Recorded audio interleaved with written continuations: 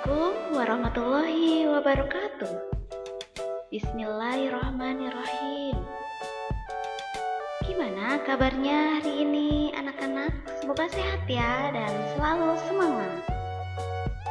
Mari kita belajar akidah akhlak tentang materinya adab sholat dan zikir.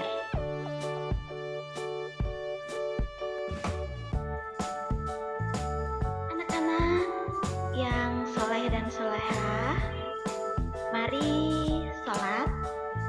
Ibu di sini mengajak kalian untuk membiasakan sholat sejak dini. Perbaiki sholatmu, maka Allah akan memperbaiki hidupmu.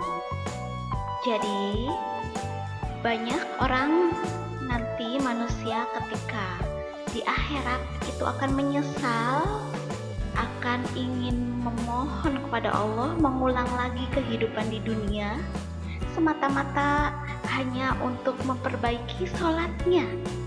Banyak manusia yang menyesali ketika dia tidak sholat. Karena apa?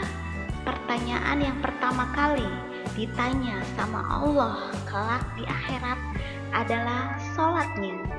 Jika sholat kalian baik, maka baik pula amal perbuatannya. Tetapi sebaliknya, jika sholat kalian rusak, maka akan rusak juga amal dan perbuatannya. Jadi, sholat yang kita harus utamakan ya. Nah, anak-anak yang soleh dan soleha, adab sholat dan zikir. Materi kita pada kesempatan kali ini, Ibu akan memberikan tujuan pembelajaran dulu ya. Kita harus menghayati adab sholat dan zikir. Anak-anak nanti bisa terbiasa menerapkan adab sholat dan zikir.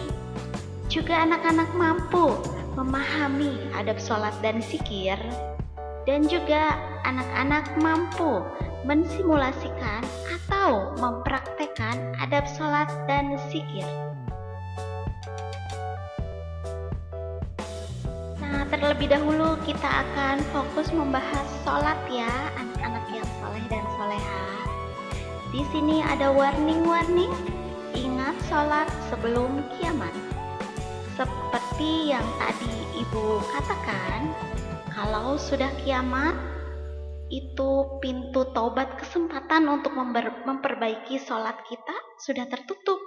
Makanya sekarang selagi kita masih diberikan kenikmatan, nafas, kesehatan, ayo sholat. Karena kalau sudah kiamat, nanti manusia akan menyesalinya karena sholatnya tidak sempurna. Jadi, yuk kita sholat. Makna dari sholat. Sholat adalah ibadah wajib bagi setiap muslim yang sudah baligh dan berakal sehat. Secara bahasa, sholat adalah doa. Secara istilah, sholat perbuatan serta perkataan yang dimulai dengan takbiratul ihram dan diakhiri dengan salam sesuai syariat yang ada. Nah, sholat juga hakikatnya adalah bentuk komunikasi antara seseorang hamba dengan Allah. Akan tetapi banyak orang yang kurang bisa menikmati ibadah sholat. Kenapa? Di antaranya ada yang menganggap sholat hanyalah sebagai rutinitas belaka, sehingga sholatnya tidak berdampak apa-apa dalam kehidupannya. Salah satu contoh, kita sholat dengan khusyuk. Salah satu adab sholat yang baik ya, dengan khusyuk. Maka seseorang akan terhindar dari berbuat keji dan munkar.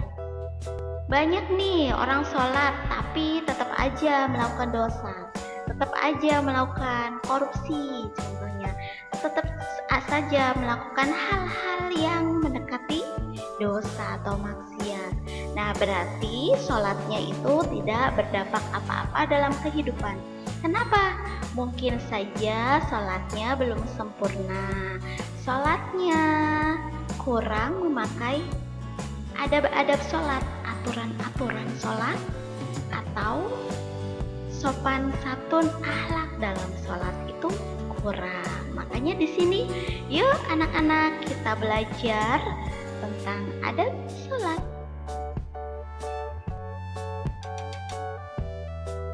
Baik anak-anak, lanjut. Perintah sholat itu langsung diperintahkan oleh Allah sesuai dalam surat At-Toha ayat 14 yang berbunyi Bismillahirrahmanirrahim. Innani anallahu la ilaha illa ana fa'budni wa aqimis sholata li dzikri. Yang artinya, sungguh aku ini Allah, tidak ada Tuhan selain aku. Maka sembahlah Allah dan laksanakanlah sholat untuk mengingat Allah. Tuh, sesuai perintah Allah di surat At-Toha ayat 14. Oke anak-anak, lanjut ya. Tadi kita sudah belajar adab sholatnya seperti apa aja sih. Nah, jangan tunda sholat ya, harus sholat tepat waktu. Di sini juga ada rukun-rukun sholat, ada 13 rukun sholat yang harus kita penuhi dalam menjalankan sholat atau proses sholat. Di antaranya niat, berdiri bagi yang mampu sholat, kalau tidak bisa berdiri duduk, kalau tidak bisa duduk sambil berbaring atau tiduran. Kalau tidak bisa untuk berbaring kayaknya susah karena sakitnya parah, bisa sholat dengan hati, karena hati itu tidak akan mati, akan tetap hidup selama kita masih bernapas. Jadi setiap orang yang bernapas masih diberikan hukum sholat kewajiban ya. Kemudian berdiri, itu tadi takbiratul ihram, membaca Al-Fatihah itu wajib. Ruku, i'tidal, sujud, duduk di antara dua sujud dengan tumakninah. Duduk tasyahud akhir, membaca tasyahud akhir, membaca sholawat Nabi, memberi salam dan tertib. Dari ke-13 rukun sholat itu, apabila ada satu aja yang terlewatkan, maka sholatnya batal atau tidak sah. Jadi anak-anak yang soleh dan soleha, rukun sholat yang 13 itu harus terpenuhi. Oke baik anak-anak, itulah tadi kita sudah belajar tentang sholat, pengertian sholat, dan adab-adab sholat. Sekarang biar nggak ngantuk, biar penatnya agak sedikit berkurang dan makin semangat lagi, kita lanjut ke materi selanjutnya. Ibu selingi dulu yuk, kita tepuk-tepuk dulu. Oke, ibu punya tepuk Al-Fatihah. Tepuk Al-Fatihah. Al-Fatihah itu surat pembuka yang Allah turunkan di kota Mekah. 7 ayat di dalamnya, pedoman kita semua, wajib dibaca dalam sholat kita. Nah, itu ya tepuk Al-Fatihah. Silakan anak-anak ulangi beberapa kali tepuk Al-Fatihah sampai kita bisa semangat lagi dalam belajarnya. Oke? Baik anak-anak, kita masih semangat ya, semangat lagi ya. Tadi sudah tepuk-tepuk. Sekarang kita menuju ke materi setelah sholat, yaitu ada zikir. Nah, zikir juga masih berkaitan dalam sholat ya. Warnai harimu dengan zikirmu. Salat kurang afdol apabila tidak berzikir. Jadi setelah salat kita dianjurkan untuk berzikir. Hayo, siapa yang salatnya setelah setelah salam langsung lari, langsung pergi menuju bermain atau makan. Nah, kita tahan dulu ya anak-anak. Sekarang kita belajar sholatnya itu. Setelah sholat kita berzikir dulu. Jadi setelah sholat kita dianjurkan untuk berzikir agar kita sholatnya itu afdol. Apa sih Ibu zikir itu? Nah, di sini ada pengertian zikir menurut bahasa, yaitu mengingat.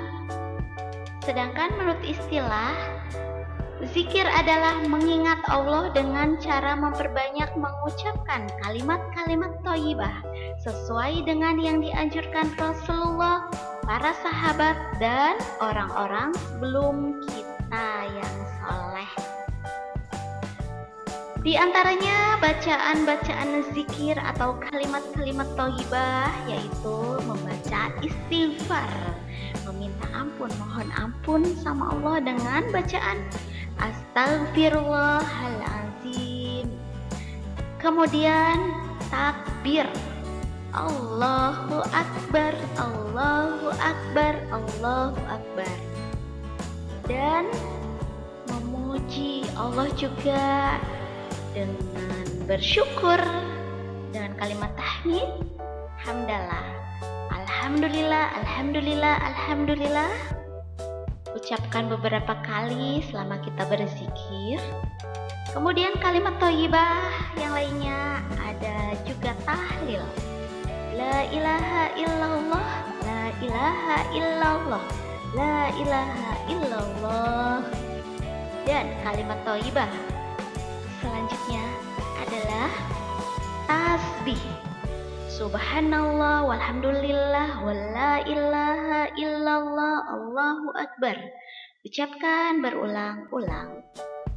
Kemudian ada juga boleh dengan ditambahkan dengan basmalah, bismillahirrahmanirrahim.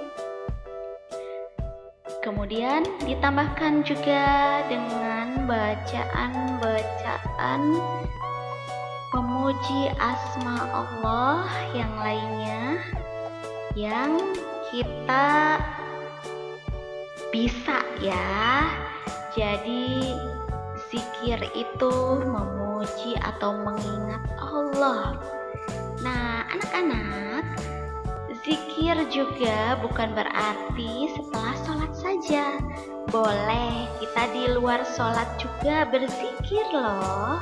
Ketika dimanapun kita berada, mau di sekolah, mau di rumah, mau di saat kita lagi makan, lagi di jalan, lagi di pasar, lagi dimanapun kita berada. Di saat kita mengingat Allah, ucapkanlah dengan salah satu kalimat thayyibah yang tadi Ibu ucapkan ya. Kita boleh berzikir dimanapun kita berada. Nah, di sini anak-anak perintah Allah untuk berzikir ada dalam surat Al-A'raf ayat 205 yang berbunyi Bismillahirrahmanirrahim. Wazkur rabbaka fi nafsika tadarru'an wa khifatan wa dunal jahri minal qawli bil ghuduwi wal asali wa la takum minal ghafilin. Artinya, dan ingatlah Tuhanmu dengan hatimu, dengan rendah hati dan rasa takut, dan dengan tidak mengeraskan suara pada waktu pagi dan petang, dan janganlah kamu termasuk orang-orang yang lengah atau yang lalai dari mengingat Allah. Di sini ya maksudnya ya. Jadi kita sering-seringlah untuk mengingat Allah dengan berzikir dimanapun kita berada. Dan lebih afdolnya ketika sholat kita juga dianjurkan untuk berzikir ya anak-anak. Nah, baik anak-anak, di sini ada kita belajar adab saat berzikir. Bagaimana sih diantaranya adab-adab berzikir itu? Yang pertama, berzikir dengan zikir wirid yang dicontohkan Rasulullah dengan hati yang ikhlas tentunya, tidak ada paksaan, mencoba memahami maknanya dan khusyuk dalam melakukannya. Duduk di suatu tempat atau ruangan yang suci, terhindar dari najis ya. Mewangikan pakaian dan tempat dengan minyak wangi dan pakaian yang bersih tentunya. Memilih tempat yang agak sunyi, boleh juga memejamkan kedua mata. Itu berzikir di saat setelah kita menjalankan sholat. Di sini juga ada hikmah sholat dan hikmah zikir. Ketika kita sholat, ketika kita menjalani zikir, apa sih manfaat untuk kita? Yang pertama, manfaat kita sholat, mendidik disiplin dan menghargai waktu, karena kita waktunya di waktu menjalankan tepat pada waktu sholat ya. Menjadikan hati tenang karena sholat merupakan hubungan antara hamba dengan penciptanya. Menyadarkan manusia tentang hakikat dirinya yang merupakan hamba Allah. Menanamkan nilai tidak ada yang memberi kenikmatan dan pertolongan selain Allah. Salat dapat menjauhkan diri dari perbuatan keji dan munkar. Salat juga dapat menjauhkan diri dari sifat sombong. Itulah anak-anak di antara hikmah salat yang akan berdampak pada diri kita jika salat kita baik dan benar, memakai adab-adab sholat tentunya. Dan di sini juga ada adab zikir, membuat orang lebih bersemangat dalam bekerja. Apabila kita berzikir, hati kita juga akan menjadi tenang, bersabar dan ulet dalam menghadapi masalah apapun, mempunyai harapan-harapan hidup yang tersimpan dalam jiwa, menjadikan diri semakin dekat dengan Sang Pencipta, menjadikan diri kita sebagai orang yang rendah hati dan tidak sombong, semakin arif dan bijaksana dalam menyikapi permasalahan apapun yang kita hadapi. Oke anak-anak, itulah dampak atau hikmah sholat dan zikir untuk kita agar kita menjadi manusia yang baik, tentunya manusia yang penuh dengan sifat-sifat terpuji, tentunya manusia yang baik dan benar. Kita laksanakan sholat agar sholat kita baik, begitu juga amal perbuatan kita juga akan baik juga. Tapi walaupun kita beramal baik tapi sholatnya kita rusak, apabila sholat kita rusak, amal perbuatan baik kita juga akan ikutan rusak atau sia-sia. Wah, merugi ya kalau kayak gitu. Jadi marilah kita sama-sama untuk memperbaiki sholat kita ya anak-anak. Begitu juga sholatnya Ibu Ella, sholatnya teman-teman semua yang lain juga. Yuk kita perbaiki sholat agar sholat kita itu bisa berdampak baik pada kehidupan kita ya.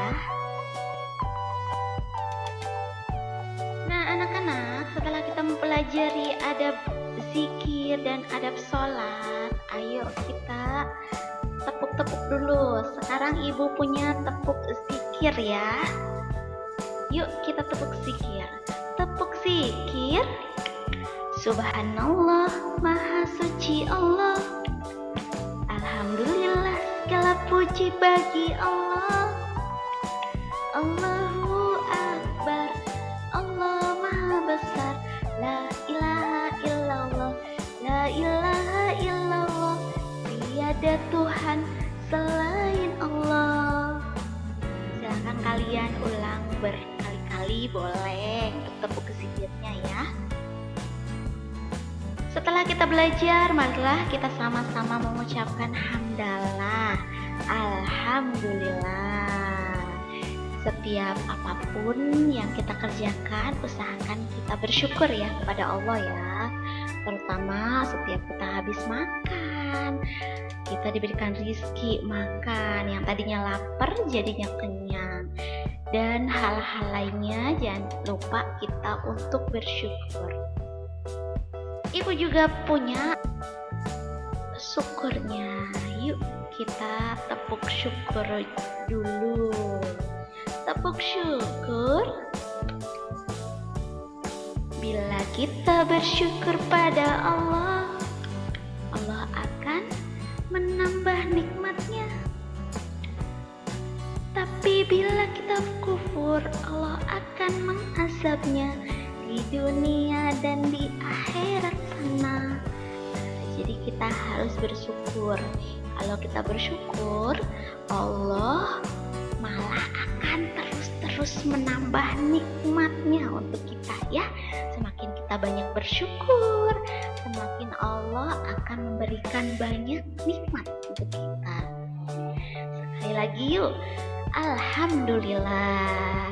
Selain bersyukur dengan mengucapkan hamdalah, kita juga diiringi dengan perbuatan-perbuatan yang baik sebagai rasa wujud kita bersyukur kepada Allah. Dan jangan lupa salat 5 waktu dan berzikir ya.